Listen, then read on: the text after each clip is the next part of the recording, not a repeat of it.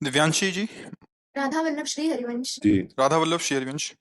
महाराज जी, इन्होंने लिखा है कि इन्होंने जैसे आपने विधि बताई थी कि आंतरिक कुंभक के साथ राधा नाम लेने से बहुत जल्दी होता है, तो इन्होंने इस पे एक्सपेरिमेंट किया महाराज जी। एक तो 24 दिन तक 20 लड़कियों के साथ पतंजलि विद्यापीठ पे शोध किया इन्होंने। उसमें रोज 15 मिनट आंतरिक कुंभक के साथ राधा राधा राधा राधा राधा राधा राधा और एकाग्रचित होके मानसिक स्वास्थ्य, जैसे अवधान मतलब कितनी तीव्र बुद्धि हो जाती है, फोकस, जो जैसे आप कहते हैं ना, आप कहते हैं कि 20 साल पहले नहीं, पढ़ा हमें है। लगा विपरीतता में, तो इसलिए हम आश्चर्यचकित हो गए, क्योंकि ये हम स्वयं किए हैं।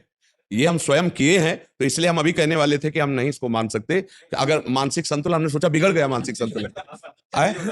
हाँ, वो तो साधन, क्योंकि हम जो बात कहते हैं वो अपने अनुभव की बात कहते हैं, हम मतलब वो सुनी सुनाई बात नहीं। हाँ, उन्होंने पूरा उस पे डॉक्टर्स बैठे, पहले उनका लिया गया, परीक्षण किया गया, और उसके बाद 24 दिन बाद किया गया, और कुछ जनों का पहले भी किया गया। हाँ, हमको बच्चा इसकी जरूरत नहीं, क्योंकि हम अंदर से जो पढ़े हैं उसी की बात आप लोगों को बताइए। ये तो प्रमाण संसारिक पुरुषों को दीजिए, मतलब जो जानना चाहे वो जान ले। हमको तो प्रमाण हमारी छाती है ना, हमने जो अनुभव किया है वही बोला है। आपका अगर सही ढंग से देखो, उल्टा सीधा कोई करे, अब जैसे आप कुंभक किए और तुरंत ठंडा पानी पी लो 2-4 दिन लगातार, अब वायु बिगड़ जाएगी। आप कहोगे कि गलत, 30 मिनट तक कुछ भी ना लिया जाए। हमने 3 साधन बताए थे इसमें, तो वो स्वयं हमने किए हैं। आप किडनी फेल है इसलिए नहीं कर पा रहे, जैसे हम वायु को खाली किया, जैसे एकदम खाली किया, अब रोक दिया।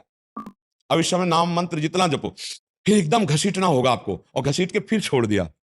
ये हो गया बाह्य कुंभक। एक हो गया घसीट के अंदर रोकना, रोक लिया, अब मंत्र जप कर रहे हैं। अब हमें श्वास छोड़ने का जब वेग आता है तो हम धीरे धीरे उसे छोड़ रहे हैं, फिर भर लिया, फिर रोक लिया। हर शरीर के जितने भी अंग हैं वो सब पुष्ट हो जाएंगे, और बौद्धिक शक्ति बढ़ेगी, एकाग्रता बढ़ेगी, और मन स्वाभाविक आनंदित रहेगा। और खास बात, इससे ब्रह्मचर्य भी पुष्ट होगा।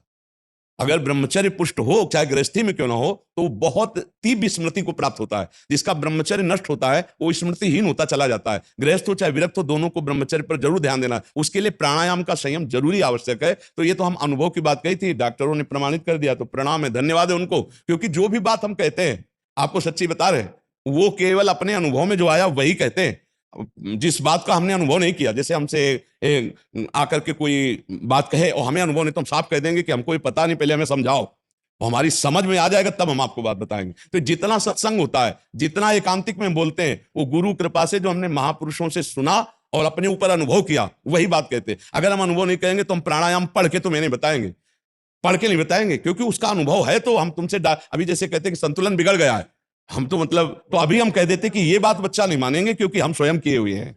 हाँ जी।